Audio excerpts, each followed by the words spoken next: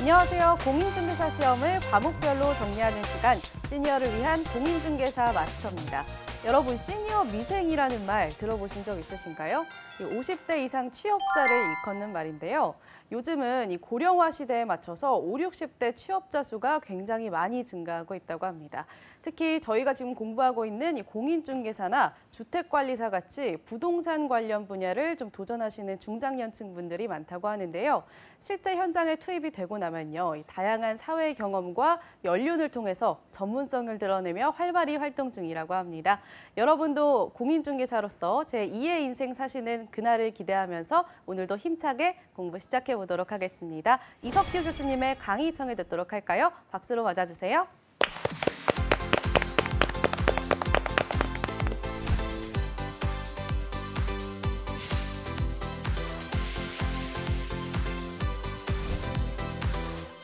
안녕하십니까. 부동산공법 이석규입니다. 오늘은 지구단위 계획제도하고 개발행위 허가에 대해서 설명을 드리겠습니다. 지구단위 계획은 시험에서 1개 내지 2개가 반드시 나오는데 아주 어려운 문제가 나올 수 있는 부분이 이 부분이에요.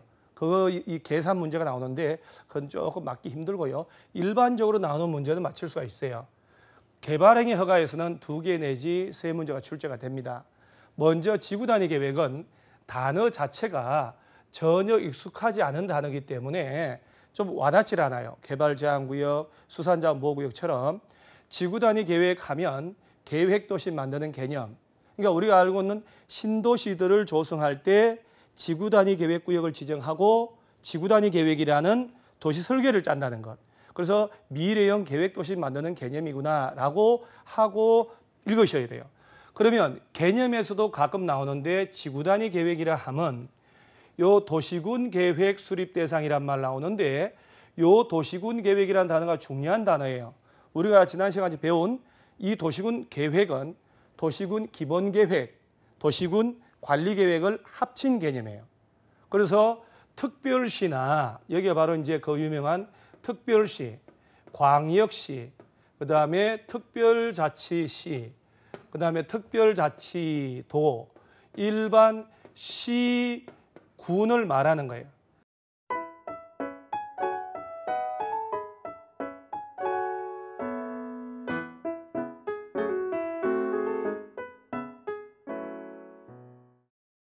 이 도시군 계획 수립 대상 지역 안에 일부라는 단어를 시험에서 낼 때 전부 또는 일부라고 살짝 바꿔서 정답 처리해요.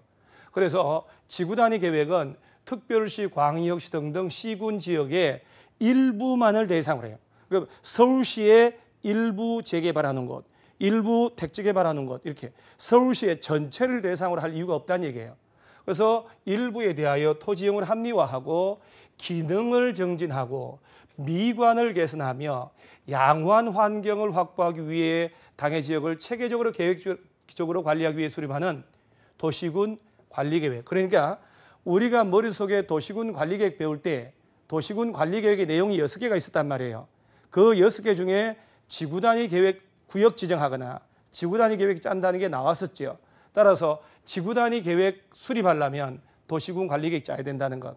그다음에 도시군 계획 수립 대상의 일부만에 대해서 지정하거나 수립한다는 것. 그다음에 시험에서 지구단위 계획이란 이 계획을 적용하기 위한 곳이 지구단위 계획 구역입니다. 그러면 일반적으로 나오는 게 지구단위 계획 구역의 지정 대상을 물어보죠. 그런데 중요한 거는 지구단위 계획 구역을 이렇게 지정할 때 법조문에서는 임의적 지정이라고 해서 문장 끝에 지정할 수 있다라고 돼 있어요. 우리 부동산 공법은 양이 워낙 방대하기 때문에 지정하여야 한다, 할 수 있다 가지고 정답 처리 잘 하지 않습니다. 너무 많기 때문에. 근데 이 부분은 보다시피 의무적 지정 대상도 따로 있는 거예요. 따라서 지구단위 쪽에서 지정 대상을 공부할 때는 지구단위 계획구역으로 지정하여야 한다, 할 수 있다 쪽으로 구분을 반드시 하고 들어가셔야 돼요. 그러면 주로 어딜 대상으로 하냐 하면 2개의 축이 있어요. 불도저 밀고 신도시 개발하는 곳. 그다음에 오랜 동안 규제를 했다가 풀리면서 난개발이 예상되는 곳. 그러면 예를 들어서 용도 지구는 의미가 없는데 도시개발구역, 정비구역이 나와요. 요 도시개발구역은 2장 도시개발법에서 배운단 말이에요. 그래서 머릿속에 300만 평의 신도시 조성해서 건물을 지으려면 땅을 평탄화해서 지목을 바꾸는 공사를 먼저 해요. 그래서 땅을 건물 지을 수 있도록 임야나 농지 밀고 반듯하게 만드는 사업을 도시개발 사업이라 하고, 그 도시개발 사업이 완료된 곳에 상업용 빌딩, 아파트 등이 나중에 지어졌을 때, 지어지고 난 다음에 노후화됐을 때 철거하고 재건축이 들어가요. 그 재건축이 바로 정비구역이에요. 그러면 개발 사업을 하거나 재개발, 재건축을 하거나 신규 택지 개발하거나 아파트 짓기 위한 대지 조성 사업을 하거나 산업단지나 관광특구 등으로 지정된 곳을 대상으로 계획도시 만들라고 지구단위 계획구역으로 지정하는데, 주의할 점은 도시개발구역이나 정비구역의 전부나 일부를 지구단위 계획구역으로 지정하여야 한다라고 하면 틀리다는 거예요. 임의적 대상이라고 그랬으니까. 그래서 얘네들이 나오면 지정된 곳이라면 지구단위 계획구역을 지정할 수도 있다. 그러면서 어딜 대상으로 하냐 할 때 중요한 내용이, 자, 잘 보시면 개발제한구역, 도시자연공원구역, 시가화 조정구역, 우리가 용도, 지역, 지구, 구역 제도를 배울 때 나온 친구들이에요. 그러면 용도구역이 5개였는데 여기서 3개밖에 안 나옵니다. 왜 그러냐면 수산자원보호구역은 바다를 대상으로 하기 때문에 신도시 지구단위 계획 수립할 이유가 없고, 입지규제 최소구역은 제도가 도입한 지 3년밖에 안 된 제도예요. 이 제도는 거의 20년 다 된 제도고, 따라서 잘 보시면 개발제한구역으로 묶였다, 도시자연공원구역으로 묶였다, 시가화 조정구로 묶였다, 이렇게 묶여버리면 규제가, 엄청난 규제가 들어가요. 거의 재산권에 의미가 없을 정도로. 그 다음에 공원으로 묶인 곳, 이렇게 묶여 있을 때는 문제가 안 돼요. 묶여 있다가 해제될 때, 자, 개발제한구역으로 30년 묶였다가 풀어만 놓으면 그 안에 땅 가진 사람들이 무질서하게 난개발을 하는 거예요. 그래서 해제되는 곳이나 녹지지역으로 묶이면 우리가 배운 대로 보전녹지, 생산녹지, 자연녹지가 있지 않습니까? 녹지로 묶여 있다가 주거나 상업이나 공업지역 중에 하나로 바뀐단 말이에요. 자연녹지로 묶이면 용적률이 100%지만 준죽으로 바뀌어버리면 500%로 바뀌어요. 자연녹지가 일반 상업지로 바뀐다, 자연녹지가 준공업으로 바뀐다, 그러면 이 3가지 용도 지역은 개발 용도란 말이에요. 땅값이 당연히 뛰고 난개발이 되는 거예요. 그러니까 머릿속에 요 개발제한구역, 도시자연공원구역, 시가화 조정구역, 공원, 이 중에 하나로 묶였다가 풀려서 난개발이 예상되거나 녹지로 묶여 있다가 개발 용도로 바뀌는 곳이라면 충분히 난개발이 예상되기 때문에 지구단위 계획 수립에서 계획도시 유도하는 개념.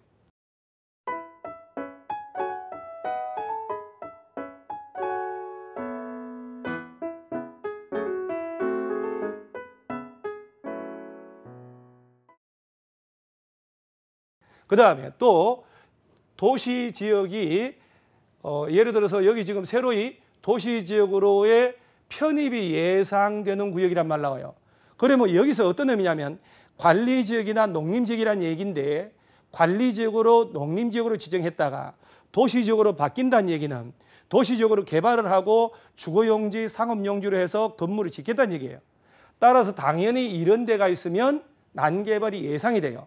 그러니까 아까 본 대로 하면 이렇게 불도저 밀어서 신도시 등으로 개발을 하거나 오랜 동안 묶여 있다가 풀리거나 변경돼 가지고 난개발이 예상되는 것을 지구단위 계획구역으로 지정할 수 있다라고 법을 만들어 놨는데, 여기서 나머지 것들은 차차 하기로 하고요. 의무적 지정 대상은 이 중에 하나가 있다면 꼭 시험에서 의무적으로 지정하여야 한다라고 합니다. 그러면 정비구역이란 말은 재개발, 재건축 구역을 말해요.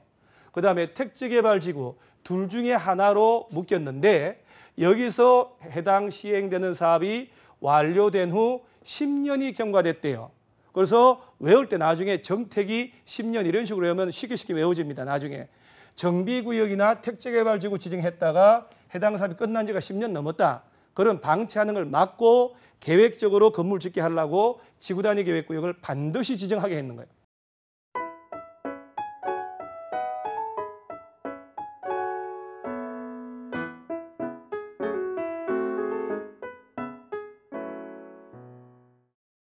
그다음에 시가와 조정구역이나 공원으로 묶였다가 해제가 되는데 그 면적이 30만 제곱미터 이상이라면 대규모로 풀리는 곳이에요. 반드시 지구단위 계획 수립하도록 한 거예요.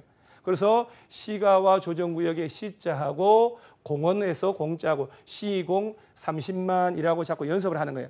익숙하기만 하면 암기가 되기 때문에. 그다음에 녹지지역으로 묶인 곳이 주거나 상업이나 공업 등 개발 용도로 바뀌는데 면적이 30만 이상의 대규모로 바뀔 때 의무 대상이 돼요. 자, 그러면 시험에서 한번 보는 거예요.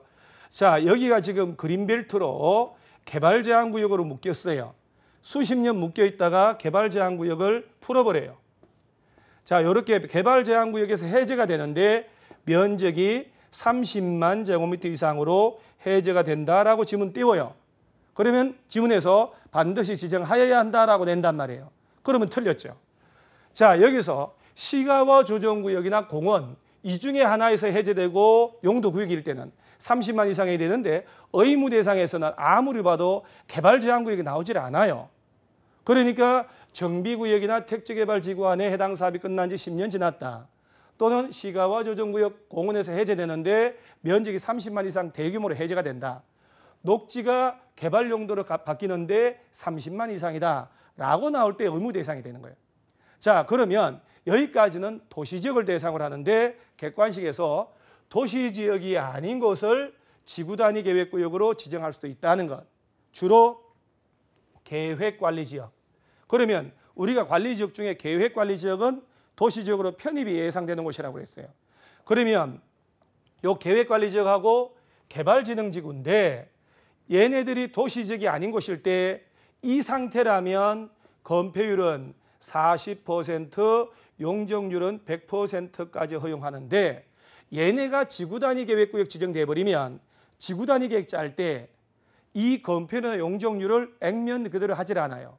지구단위 계획구역 딱 지정하면 건폐율을 얘를 100으로 잡고 1.5배 완화를 하고 용적률은 여기에 2배를 완화해요. 그러면 계획관리지역이나 개발진흥지구인 상태보다 얘네들이 지구단위 계획구역 지정되면 지구단위 계획 짤 때 건폐율은 60%로 용적률은 200%로 해버려요. 그러면 이 상태보다 지구단위 계획 수립하면 땅값이 훨씬 뛸 수밖에 없고 개발이 용이해지는 거예요. 그래서 반드시 도시지역이 아닌 곳도 지정할 수 있는데 어디냐? 그러면 계획관리지역, 개발진흥지구라고 연습을 해놓으셔야 돼요. 그 다음에 이 중에 하나가 지정이 되면 지구단위 계획을 짜야 되는데 여기서 이제 중요한 게 지구단위 계획구역 지정되면 그 안에서는 어떤 건축 제한을 받냐? 지자체 조례고 대통령령이고 다 필요 없어요. 지구단위 계획구역에서 건축물 건축하거나 용도를 바꾸려면 공작물 설치하려면 그 지구단위 계획에 맞게 해야 한다라고 했으니까 지구단위 계획구역 지정되면 건축하고자 하는 자들은 그 지구단위 계획 내용을 확인해야 돼요. 서울시에서 어떤 내용을 포함해서 짰는지 그 계획을 보면 그 지구단위 계획으로 이 내용을 짜요. 제일 중요한 게 기반 시설을 어디다 배치할지, 규모를 어떻게 할지, 도로를 어떻게 만들지, 너비 몇 차선을 하는지, 초등학교 몇 개 만들지, 중학교 몇 개, 이 기반 시설을 설치하겠다고 계획 짜서 계획대로 시설을 갖춰놓고 건물을 지어 나가요. 계획도시로.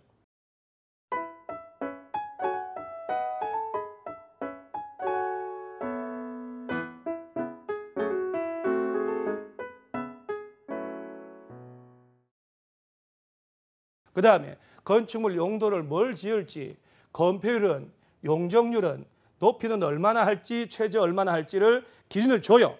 그럼 여기에 적합하지 않는 건축물은 허가를 안 해줘 버려요. 그러니까 지구단위 계획구역 안에서는 제일 중요한 게 지구단위 계획이라는 걸 짠다는 것.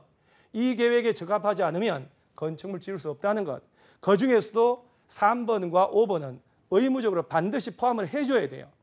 그래서 나머지는 임의적으로 넣어도 되고 안 넣어도 되지만 그래서 3번, 5번 내용을 좀 신경 써 놓으시고 그러면 이 지구단위 계획을 가장 중요한 표현이 이게 제일 중요합니다. 지구단위 계획구역이 지정되면 도시군 관리계획 결정되면 3년 내에 그 지구단위 계획구역에 관한 지구단위 계획이 결정 고시되지 않으면 3년 되는 날의 다음 날에 그 지구 단위 계획구역 지정에 관한 도시군 관리계획 결정은 효력을 잃는다. 그 얘기는 특정 지역을 지구 단위 계획구역 지정되면 적어도 3년 내에 이 내용을 포함하는 지구 단위 계획 수립해야 된다는 얘기예요. 이 내용을 3년이 가도록 안 짜면 3년 되는 날이 오늘이면 다음 날 실효가 돼요. 그런데 시험에서는 3년을 5년으로 바꿀 수도 있지만 다음 날을 빼는 거예요, 시험에서. 그러면 지구 단위 계획 나오면 머릿속에 공부를 할 때 일단 어디를 대상으로 하냐 할 때 임의적 대상과 의무적 대상을 구분하시고 도시적이 아닌 것도 지정할 수 있다. 그러면 3년 내에 이 내용을 포함하는 지구 단위 계획 짠다. 안 짜면 3년 된 날 다음 날 실효된다. 지구 단위 계획 내용 2개 정도 외워놓으시고 그 다음에 지구 단위 계획구역 안에서는 조례고 대통령령이고 다 필요 없다. 지구 단위 계획에 맞게 건물 지어야 된다. 그래서 3년 다음 날 기억하면 이 정도면 기본적인 문제는 풀립니다. 더 깊은 내용은 심화 강의에서 말씀드리고요.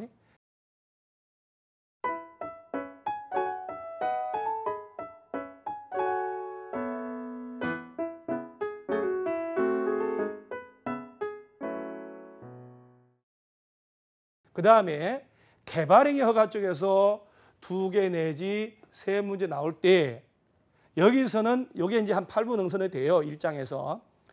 예를 들어서 개발행위가 뭐냐면 건축물 건축하거나 공작물 설치, 녹지 지역 등등에서 이제 나중에 외울 때 녹관자라고 해야 되는데 녹지 지역, 관리 지역, 자연환경 보존 지역 안에서 자기 집 마당 울타리가 아닌 곳에서 물건을 쌓아놓는 것, 건축 자재, 폐기물, 모래 같은 걸. 그 다음에 토지의 형질 변경, 산을 깎아내고 임야를, 농지를 밀어버린 거예요.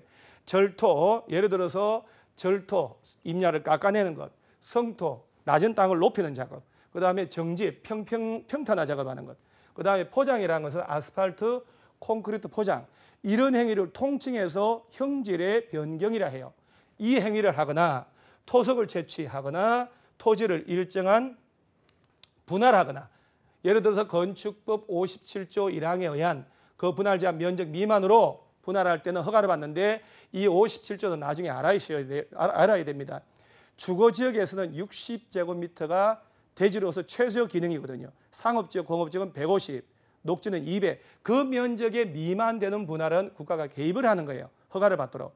그러면 요 5가지 1번, 2번, 3번, 4번, 5번 5가지 행위하려면 개발행위 허가 안 받으면 징역 3년 3천만 원의 대상이에요. 벌금. 자, 이때 주의할 점은 토지 형질 변경할 때 경작, 농사 지을 목적일 때는 허가를 안 받습니다.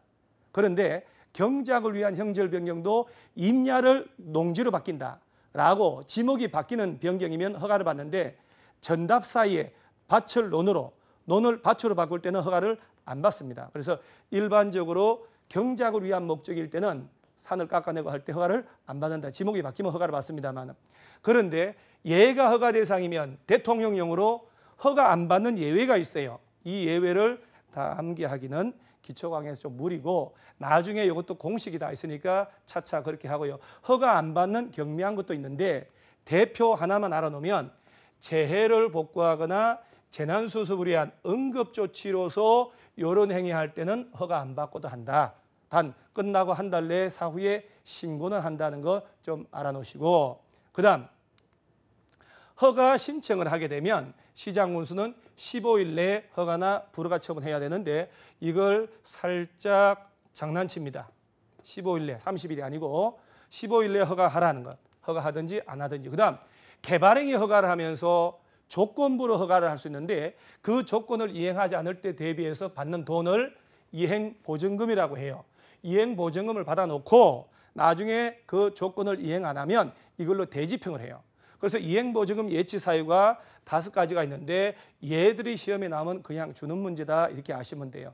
그래서 각종 기반시설 설치하라고 굴착을 땅을 파다 보면 인근 토지가 건축물이 붕괴되거나 손괴될 우려가 있으니까 그러지 말라고 발파를 폭약을 쓰다 보면 낙성, 먼지 등이 생기니까 그렇지 않은 조치를 하라고 그 다음에 그 통행로 주변이 오염되거나 산을 깎아낼 때 토속 채취, 형질 변경했을 때 비탈면에 깎은 면에 나무 심으라. 이 중에 하나의 조건을 붙이면서 돈을 받는 걸 이행보증금, 예치사유 5개, 요 컨트롤 똑같습니다. 5가지. 그러면 요걸 한 두 번 읽어보시고 단 명심할 점은 국가나 지방자치단체나 각종 정부 투자기관이나 공공단체, 즉 공적인 주체가 개발할 때는 이행보증금 예치 의무가 없다는 걸 반드시 알아셔야 돼요. 그런데 국가는 시험에 나오질 않아요. 지방자치단체가 주로 나옵니다. 시험에서.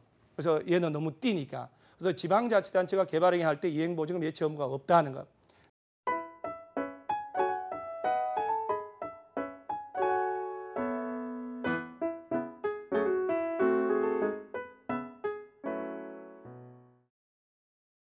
다음은 개발행위 허가 기준을 보겠습니다. 그 개발행위 허가를 할 때 시장군수에게 신청을 오면 일단 기본적으로 도시군 관리계획의 내용이 배치되는지 사업에 지장이 없는지 검토해서 허가 여부를 결정하는데 가끔 시험에 나올 때는 형질 변경할 때 기준 면적을 물어봅니다. 형질 변경할 때 기준 면적을 외워놓으셔야 되는데 이 중에 반드시 보전 녹지 지역과 자연환경 보전 지역에서는 보전의 의지가 워낙 강한 곳입니다. 도시 지역 중에서는 규제가 제일 센 데가 보전 녹지, 도시 외 지역은 자연환경 보전 지역. 이 두 군데는 형질 변경을 할 때 5,000제곱미터 미만만 허가를 한다는 것. 그 다음 잘 보시면 3만 제곱미터 미만으로 허가하는 곳이 3군데예요. 공업지역은 주거지역, 상업지역 얘네들보다 공장 지을 목적이 크기 때문에 형질 변경하는 면적이 3배는 돼야 돼요. 그래서 공업지역하고 관리지역, 농림지역은 이건 워낙 방대하니까 3군데는 3만 미만으로 허가해주고 나머지 만. 그래서 기준 면적 외워놓으셔야 되고요. 개발행위 허가 대상 중에 허가를 제한할 수 있다. 출제가 많이 되고 있는 부분이에요.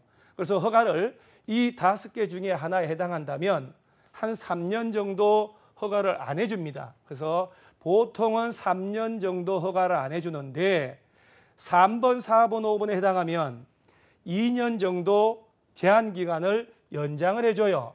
그래서 객관식 문제가 내게 참 좋은 부분인데 그 허가 제한 대상이 5개가 이렇게 나와요. 5개가 있으면서 오지선다형에서 5개가 있으면서 제한 기간이 보통 아까 얘기한 대로 3년인데 연장이 될 수 있냐 없냐가 1번, 2번은 연장이 안 돼요. 3, 4, 5는 연장되는데 워낙에 자주 출제돼요. 그래서 녹지 지역이나 계획관리 지역 나오면 수목이 좋은 나무가 조수류, 덜짐승, 세조자, 덜짐승 숫자 쓰는 거거든요. 동물들이 집단적으로 살고 있다든가 우량농지 등이 있으면 허가를 안 해줘요. 3년 정도. 그런데 시험은 2년 연장해서 5년간 제한한다고 시험을 내거든요. 그 다음에 개발 행위로 인하여 주변의 환경, 경관, 미관, 문화재 등이 오염 손상될 때도 안 해줍니다. 그 다음 이 경우는 연장된다라고 하면 틀려요. 그 다음에 특히 4번하고 5번이 중요한데 지구단위 계획구역 지정된 곳, 기반시설 부담구역 지정된 곳은 3년 정도 허가를 제한하지만 연장 2년 해가지고 최대 5년까지 허가를 안 해줍니다. 그런데 3번은 지문이 길어서 정답 처리 잘 안 돼요. 주로 4번, 5번에서 많이 나와요. 그래서 3번은 도시군 기본계획이나 도시군 관리계획 짠다는 얘기는 용도 변경을 예상하고 있다는 얘기예요. 현재 용도의 기준하고 미래 용도는 기준이 다르다는 얘기예요. 그래서 도시군 관리계획 짜고 있고 이 도시군 관리계획이 최종적으로 결정이 되면 용도 지역 등이 달라지는 거예요. 달라지기 때문에 달라지는 기준으로 허가를 하겠다는 거예요. 그럼 머릿속에 녹지 지역과 쭉 우량농지 나오거나 개발 행위로 환경, 경관, 미관, 문화재가 오염 손상 나오면 연장이 안 된다는 것. 3년만 제한한다는 것. 나머지 중에 특히 4번, 5번이 지구단위 계획구역, 기반시설 부담구역인데 이 기반시설 부담구역을 개발 밀도 관리구역으로 턱 바꿔버립니다. 그래서 3번, 4번, 5번에 해당하면 최장 5년간 제한할 수 있다는 것. 그래서 제한 기간은 3년 내인데 예외적으로 연장 가능. 자, 페이지가 바뀌었는데 공부하는 방법은 앞 페이지에서 본 박스 내용이 기억이 나야 돼요. 그래서 박스 5개 중에 1번, 2번이 연장 안 됨, 3, 4, 5는 연장이 됨. 이걸 보고 여기까지가 개발행위 허가 제한까지 개발행위하고 지구단위 계획을 설명드렸습니다. 감사합니다.